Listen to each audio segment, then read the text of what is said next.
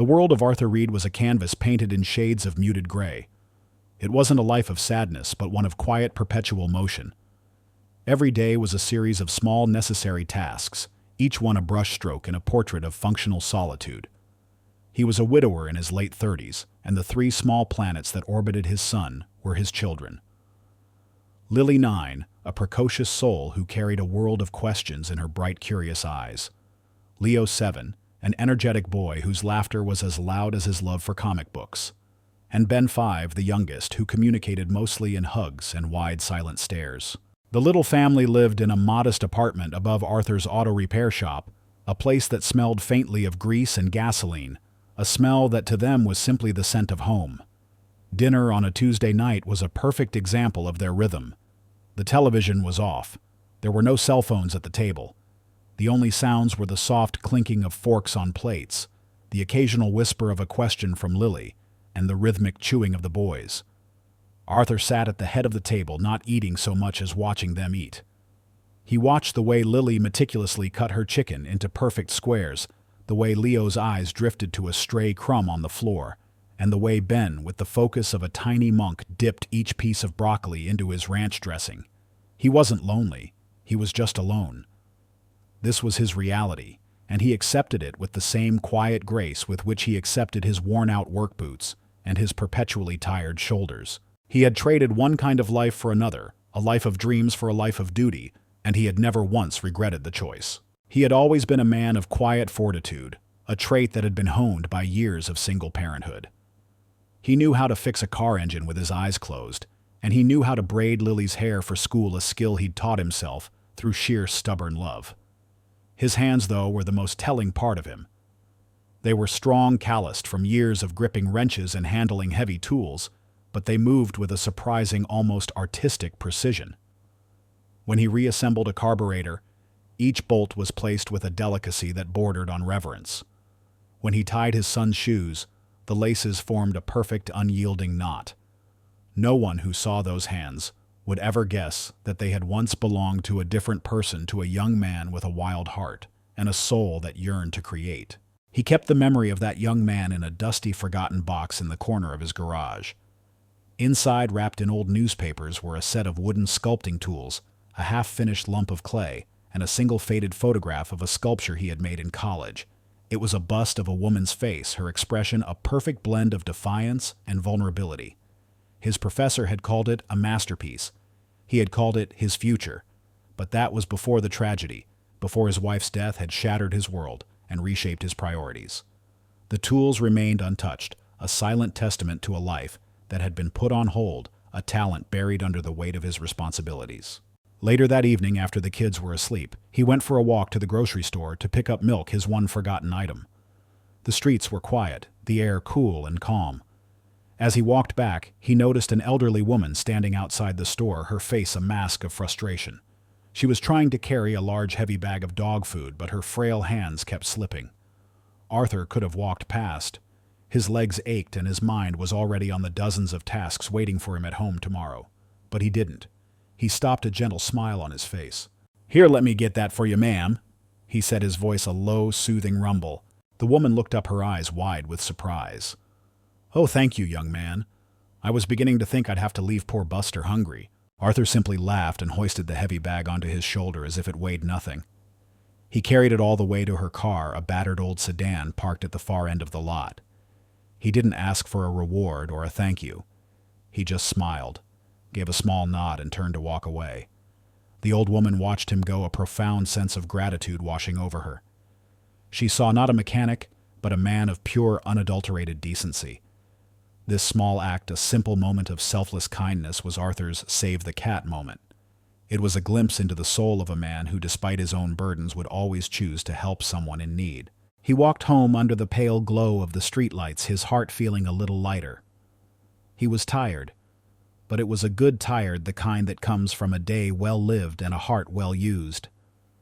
He knew his life wasn't what it could have been, but it was enough. He had his children, and he had his quiet dignity. And as he unlocked his front door, a faint, almost forgotten whisper of a different life, a life of art and passion, echoed in the back of his mind.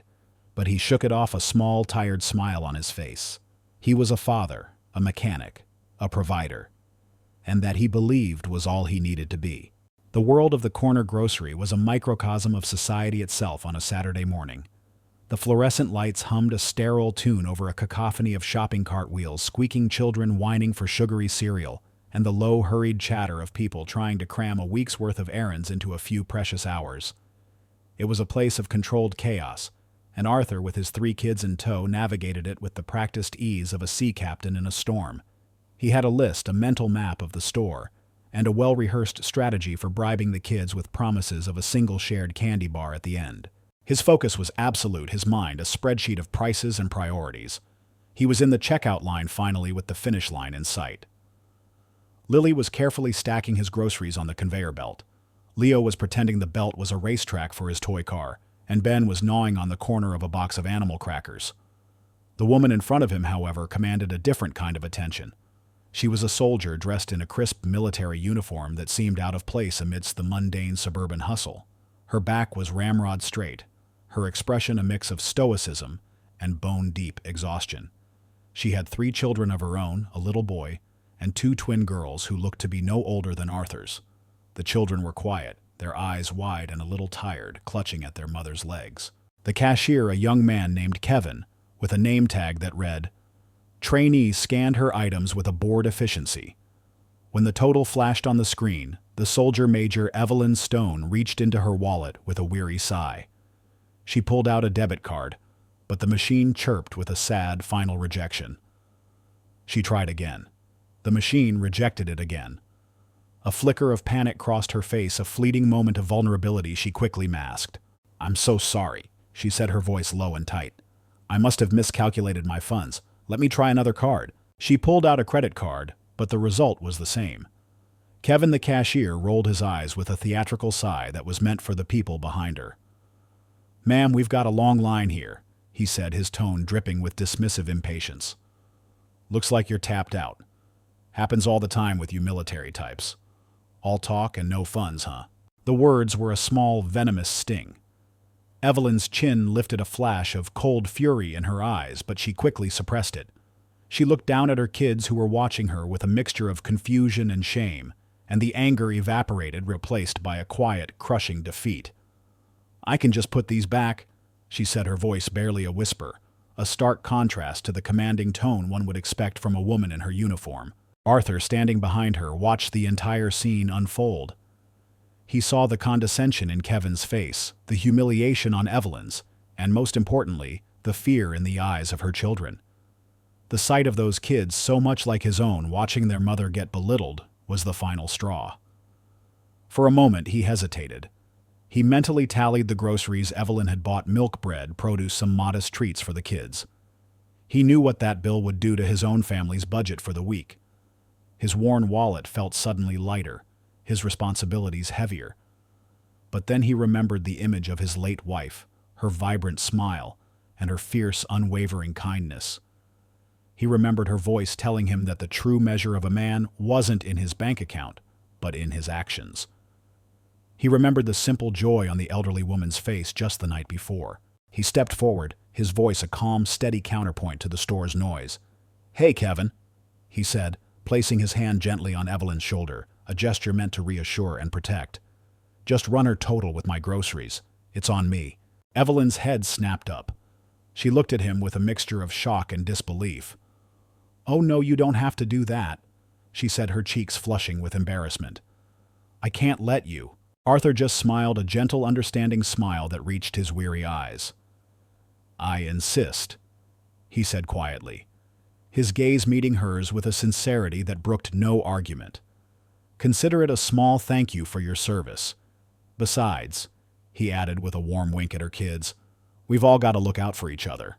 Kevin, the cashier, looked from Arthur to Evelyn, his expression a comical mixture of surprise and begrudging respect. He rang up the total.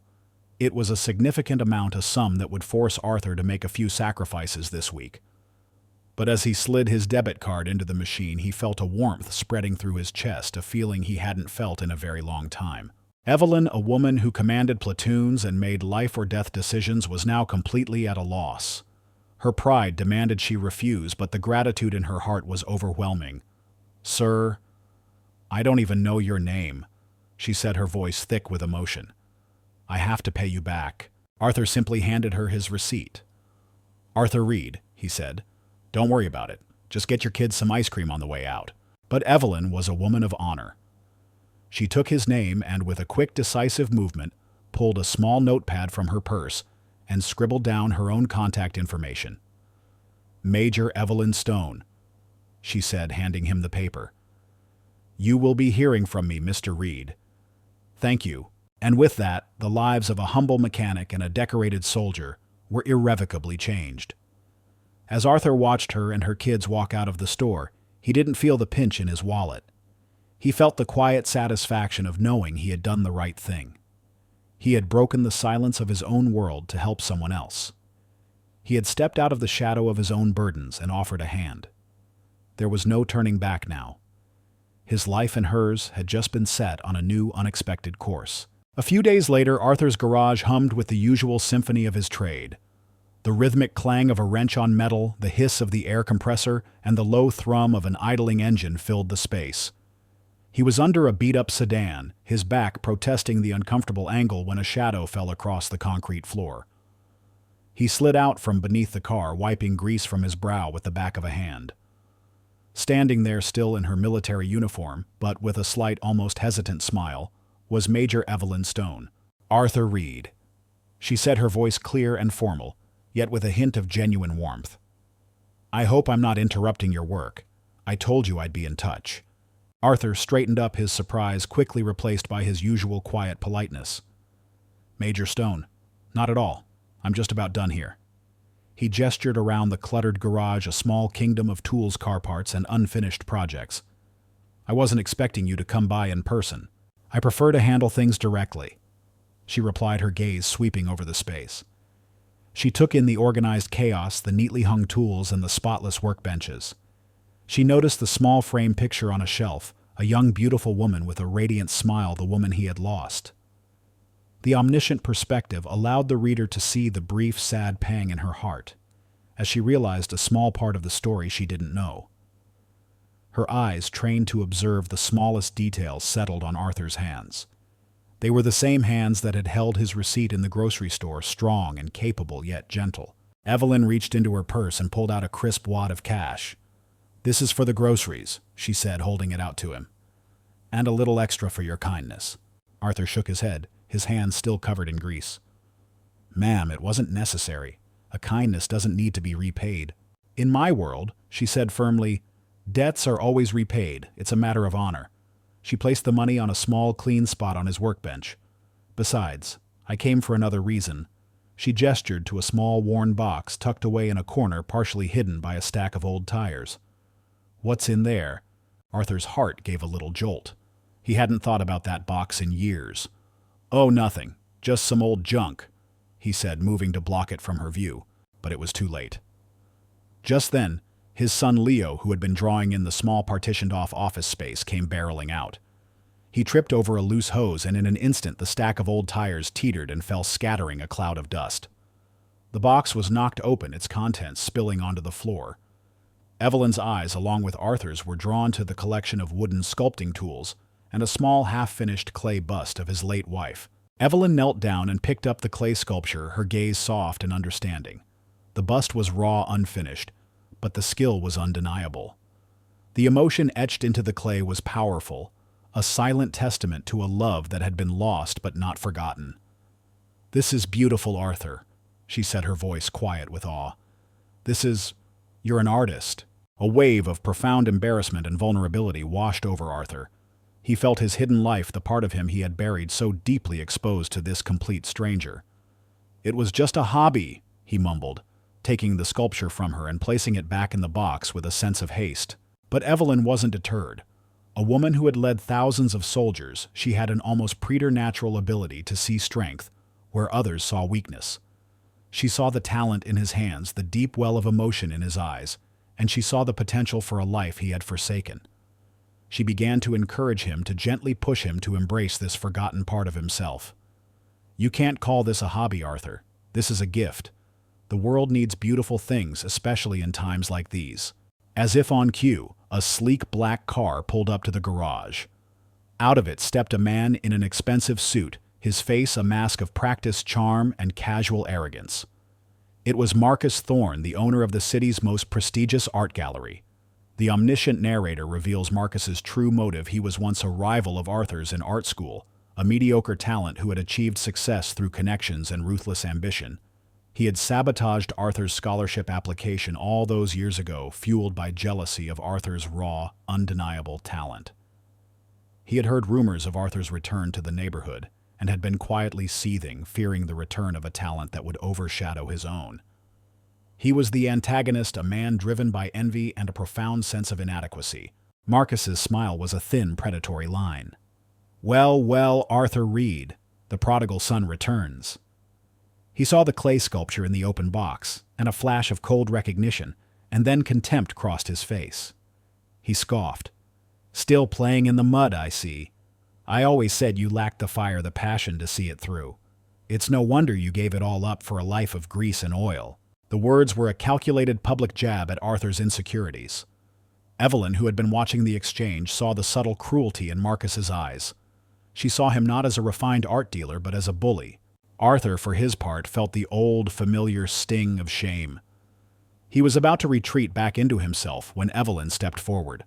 A life of honor and hard work is more respectable than a life built on empty promises and petty jealousy. She said, her voice like steel. Marcus sneered, his gaze shifting from Evelyn's uniform to her proud, defiant stance. And who, pray tell, are you, a soldier who thinks she knows a thing or two about art, please? He turned his attention back to Arthur, his voice dropping to a condescending whisper. Don't bother with these little projects, Arthur. The world has moved on. The real artists, the successful ones, are not wasting their time on hobbies. With that, he turned and got back into his car, leaving a trail of exhaust and a cloud of bitter, unspoken animosity. The encounter was the catalyst for the next stage of the story. Marcus had thrown down a gauntlet. He had publicly challenged Arthur's talent and his choices. He had made it personal. And in doing so, he had unintentionally fanned a spark of fire in Arthur's quiet, weary heart, a spark that Evelyn's encouragement had already begun to ignite. The two forces, one of malevolent jealousy and the other of quiet, unwavering support, were now set on a collision course. The stage was set not in a grand theater, but in the heart of the community itself, the annual Arts and Crafts Festival. For years, this festival had been the vibrant pulse of the town, a celebration of local talent and creativity. For Arthur, it was once a place of hopeful dreams, a future he had envisioned before his life took a different turn. Now it was the symbolic arena for his ultimate test. Marcus Thorne, the city's self-proclaimed artistic gatekeeper, had used his influence to turn this celebration into a crucible. He had arranged a live sculpting competition, a high-stakes duel designed to publicly expose Arthur's supposed inadequacies. The prize was more than just a trophy. It was a prestigious art scholarship for the winner's children, a chance at a future Arthur desperately wanted for Lily, Leo, and Ben. The festival grounds buzzed with the festive energy of the crowd, but for Arthur the world had narrowed to a single oppressive point. He was a lone figure in a sea of onlookers, a quiet man facing a public trial. His designated workstation was in a forgotten corner of the festival grounds, far from the main stage, a deliberate act of sabotage by Marcus to ensure Arthur would be out of the spotlight. The rules were simple, but brutal. He had 3 hours to complete a sculpture from a raw block of clay, with the judges observing his every move. The pressure was immense, a heavy cloak that settled on his shoulders. He felt the weight of years of silent resignation, the ghosts of his lost dreams, and the mocking words of Marcus Thorne echoing in his mind. He was completely alone in his task. His children and Evelyn were in the crowd watching. But in this moment of creative vulnerability, their support was a silent anchor, not a helping hand. Evelyn, a woman used to leading from the front, felt a profound sense of helplessness. She could command an army, but she couldn't wield a sculptor's tool for the man she now admired. The clock began its relentless march. Arthur took a deep breath, his eyes closing for a brief moment, as he centered himself. The familiar feel of the cold, malleable clay was a comfort, a tactile memory from a lifetime ago. His hands, usually so confident, trembled for a moment before finding their rhythm. He began to work his movements slow and deliberate at first, then growing more fluid and confident. He was a man reacquainting himself with a long-lost language. Marcus, meanwhile, moved through the crowd with a practiced grace, a venomous snake in a silk suit. He had a different kind of audience to play to the judges. He approached them with an air of concerned professionalism, whispering insidious remarks about Arthur's lack of experience, his rustic style, and his reputation as a failed artist. He painted a picture of a man who had no business being in the competition, a charlatan who would inevitably crack under pressure.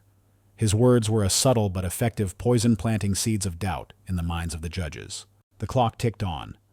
Arthur was now a blur of motion, his hands moving with an almost desperate speed. The sculpture was taking shape, but it wasn't a bust or a figurative piece. It was an abstract form, a swirling, elegant vortex of a mother and a child, a powerful tribute to his late wife and the life she had given him. He was pouring his entire being, his grief, his love, his quiet strength into the clay. The crowd, initially uninterested, began to gather. They saw the man, a mechanic in a grease-stained t-shirt, creating something of astonishing beauty. They saw the raw talent, the undeniable skill, and the profound emotion. They were captivated. But Marcus was not done. He had one final desperate move.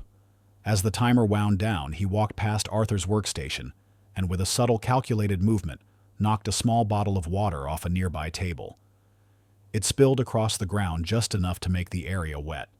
Then, with a practiced, feigned concern, he called out, "Careful, Arthur. Don't want to get your work wet and ruin it, do you?" It was a petty act of public sabotage, a final spiteful jab meant to rattle Arthur and break his focus in the final critical moments. The pressure mounted to an almost unbearable degree. The time limit was impossibly short. The stakes were impossibly high. Arthur was not just a sculptor. He was a gladiator in a symbolic arena, fighting for his dignity, for his children's future, and for the artist he had once been. He looked up, his eyes meeting Evelyn's across the crowd, and in her silent gaze he found the strength to continue. He would not fail. Not today. The final moments of the sculpting competition were a blur of motion and raw emotion. The clock on the main stage loomed, a merciless countdown against the steady beat of Arthur's heart. He was so close. The sculpture of the mother and child, a swirling, elegant vortex of love and loss, was nearing completion. The crowd, a silent, captivated sea of faces, leaned in, holding its collective breath. Marcus Thorne, a smug sneer playing on his lips, stood at the edge of the crowd, certain of Arthur's impending failure. And then it happened. A crucial large piece of the clay, a section representing the mother's protective arm, shuddered and broke off, falling to the floor with a dull thud. A collective gasp swept through the crowd. It was the breathless moment, the instant when everything seemed to have fallen apart. Arthur's hands froze, suspended in midair. Despair, a bitter and familiar taste, flashed across his face. He looked at the broken piece on the floor, then at the gaping hole in his sculpture. The flaw was catastrophic, and there was no time to fix it, no way to reattach the clay without the entire piece crumbling. Marcus's smug smile widened into a triumphant grin. This was it. Arthur had failed. But then, an extraordinary thing happened. Arthur's eyes, filled with a sudden, profound understanding, met Evelyn's across the crowd. She gave him a small, almost imperceptible nod, not of pity, but of fierce, unwavering faith. It was a silent command to adapt, to overcome. In that instant, Arthur remembered the true nature of his grief, the brokenness that had reshaped his life. He wasn't a man who had been made whole by his pain. He was a man who had learned to live with it, to build a new life around it. He looked at the gaping hole in the sculpture and saw not an error but an opportunity. With the clock ticking down to a frantic finality, his hands, guided by a new and powerful artistic vision, began to move again. He didn't try to fix the broken piece. Instead, he started to sculpt the jagged edges of the hole, turning the flaw into a new, intentional part of the design. He carved the space to look like an empty cradle, a void where the mother's arm should have been, but around which the child was now reaching, strong and defiant. It was no longer a sculpture of a mother and child together, but of a child reaching out for a love that was gone, yet still protected by its memory. It was an even more poignant, powerful, and honest representation of his own life. The crowd watched in stunned silence, their initial disappointment giving way to a quiet, dawning realization. The judges, who had been on the verge of writing Arthur off, leaned forward in their chairs, their expressions changing from bored indifference to intense curiosity, then to genuine awe. As the final buzzer sounded, Arthur stepped back, his chest heaving, his body covered in a fine layer of clay dust. He was exhausted, but his eyes shone with a triumphant, undeniable light.